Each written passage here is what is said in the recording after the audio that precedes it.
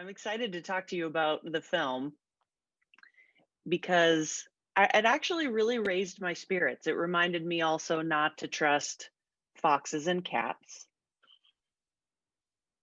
Yeah. And I was wondering, it has like, this is one of the most famous stories in the world.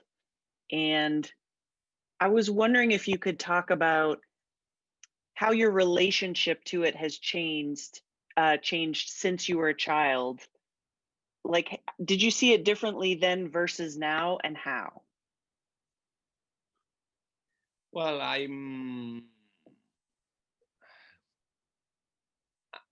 made my first storyboard of Pinocchio when I was 5. So it's a story that yeah, I have here because I can show you. Oh my God, that's really good.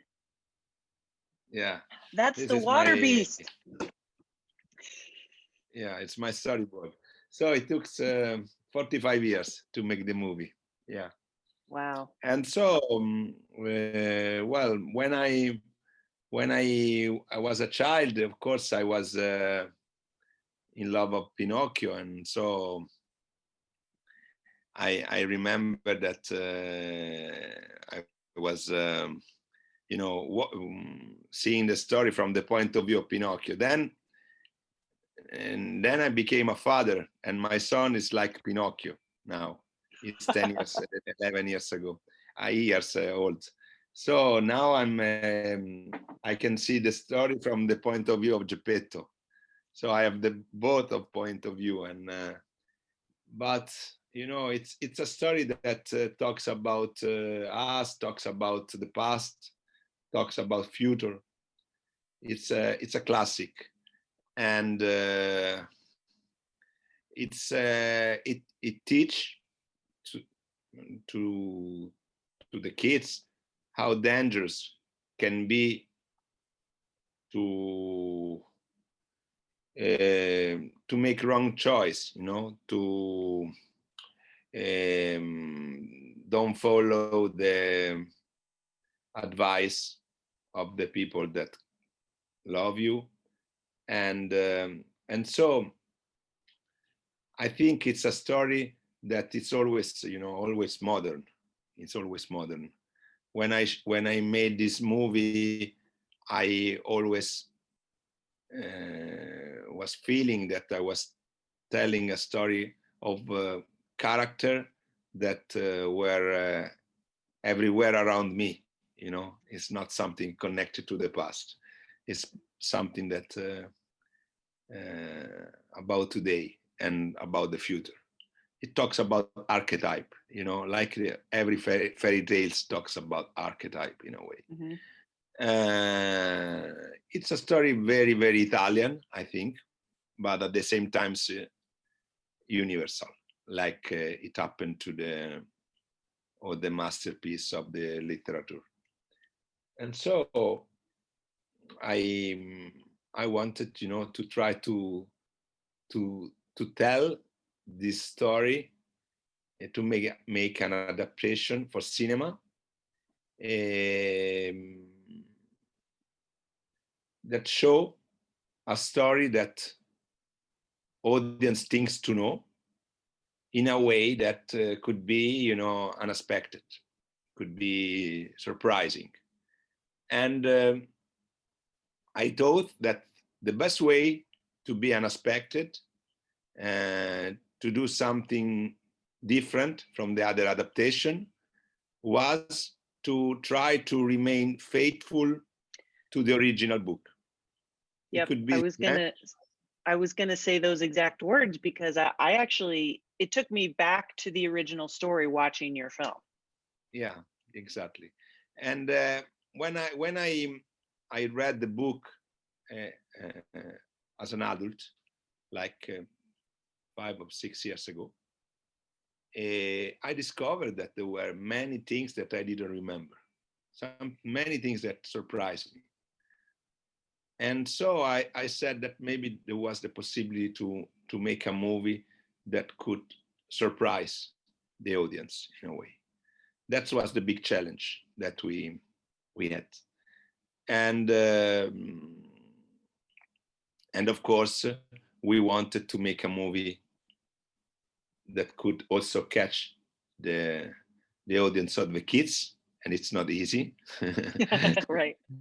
And at the same time, give the possibility to the adult to go back to their childhood for a couple of hours watching the movie.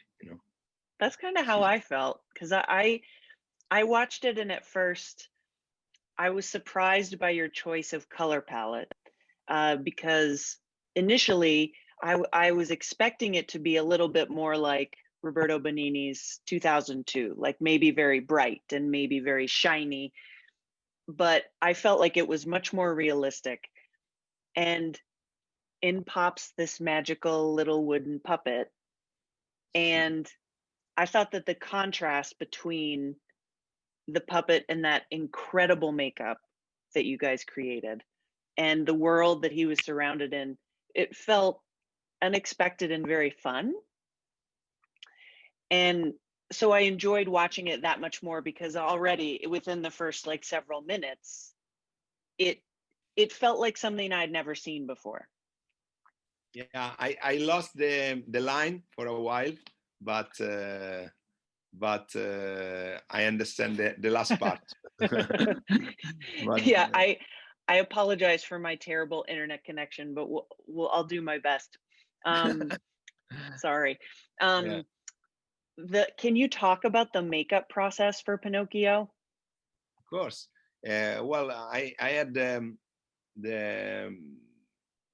I have the privilege to work with Marc Coulier, that is one of the most famous artists on special makeup prosthetics. He won 2 Academy Awards already, and together we tried to imagine, how to put in life this character that are in the story are animal, but I feel always a little bit out of tune when I see real animal talks in a human way. So I said that maybe the best way was to create a character that could be anthropomorph. So half animal and half human. In this way, it was less strange see them talking like him. So this was our direction, and we decide to work mostly with special effect, material, realistic prosthetics, and combine this work with special effect digital CGI. So a combination of these two, and of course the most difficult things was to have for Pinocchio, was for Federico, the boy, the role of Pinocchio. He was 8 years old at the time, and he had 4 hours a day of makeup every day for 3 months. Ugh. So it was very, very, very, very tough. And but he was incredibly brave and strong and disciplined. It's not exactly the opposite of Pinocchio. So it was also very good as actor, because he made an interpretation of a character that was exactly the opposite of him.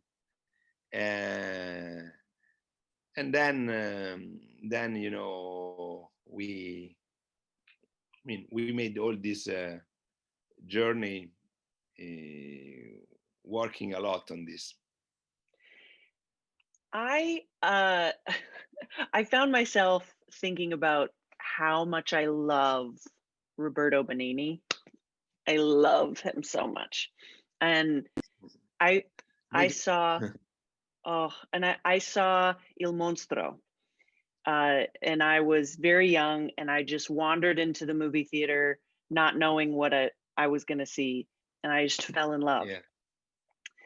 and I've watched everything of his I can get my hands on. And can you just tell me what it's like working with him? And because I'm a huge fan.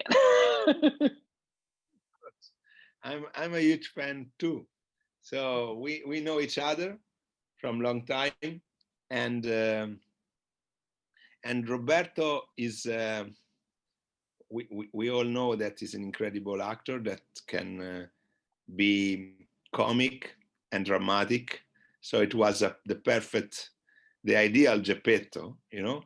But what is incredible is that he comes from that world.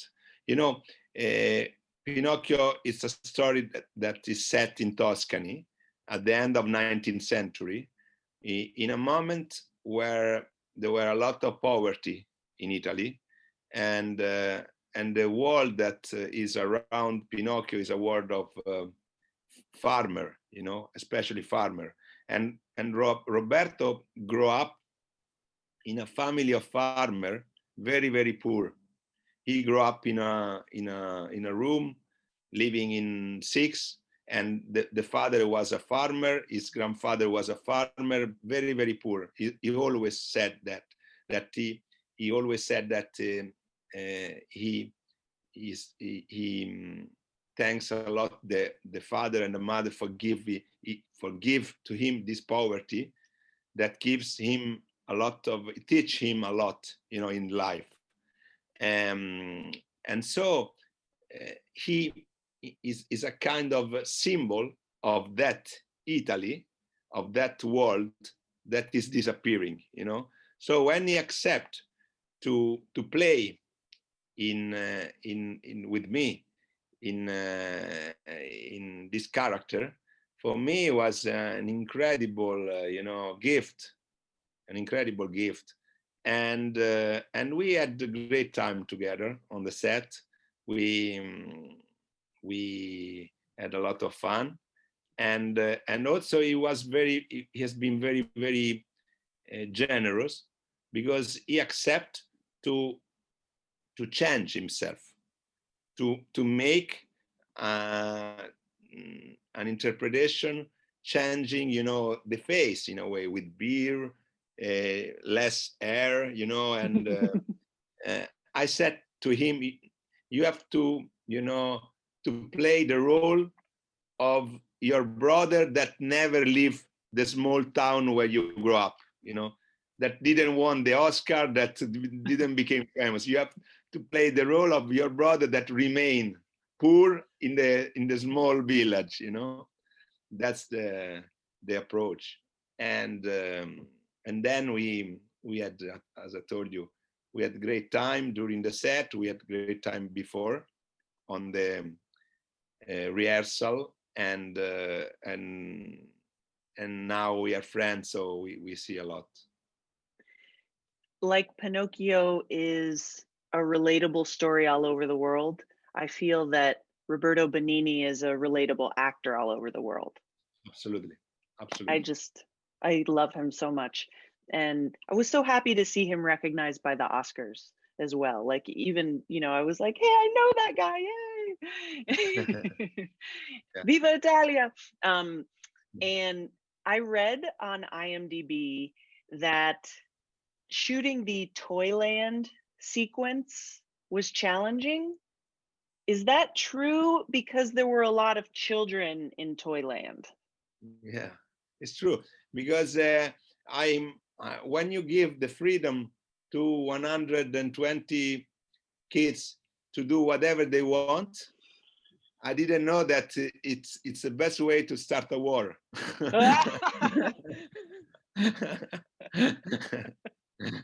You know, and so these little actors are just fighting over toys they and start to playing. fight, to throw everything, you know. So it was a little bit dangerous, true. And but you know, the land of toy is the symbol, you know, of the freedom, you know, the freedom that you can give, you know, to a kid. If you give the possibility to do whatever you want, you know, is the best way, you know, for make him happy. But then I discovered that were, you know, of course, in this situation, there are the guy that are more strong, that became aggressive against the weak one. So sometimes we have to stop and to try to. Did you tell them that if they kept doing that, they would turn into donkeys? Is that? They discover after the day after they discover. Yeah. I feel that everyone will be watching this movie and finding it really uplifting, and they'll remember back to happier times. And since this is so challenging for everyone, you know, the circumstances that we're living in, I was wondering, just a random question to wrap up, which was, what was something that happened to you recently that made you very happy? Well, I'm as I told you,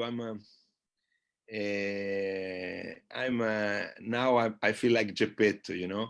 So when I see my son, I'm happy, and so the first things that happen in my mind is that my son is now is always thinking to fish, you know. And there were mounds and mounds that we were looking for to catch a big fish called lucho. That's a kind of strange fish, and that he didn't catch for months and months. And finally, last Sunday we catch this fish, and so it's a moment that I remember that make me very happy in my family. And of course, I'm very happy thinking also about my work and about the possibility that the American distributor Roadhouse give me a gift to the movie to be shown in cinema, in so many cinema. And I know that it's a difficult moment for cinema, for theater, but I believe that to watch this movie on the big screen is something that it's an emotion, it's an impact that can be, you know, like how do you say paragonado, that can be put at the same level of watching a movie in a small. So I hope finally I hope the movie will start again to be open, and I mean I'm very happy that there will be an audience of family, of kids, of adults that will see and will discover this incredible story. And the good news is that your movie, just like the story, will stand the test of time. And so when things change in our world, they can easily redistribute it again and again and again. I know. I hope. Yeah, fingers crossed. Congratulations on the movie and also catching the fish. That's a big deal. Okay. And thank you for joining me. Great to meet you. Ciao. It was nice to talk to you. Ciao, ciao.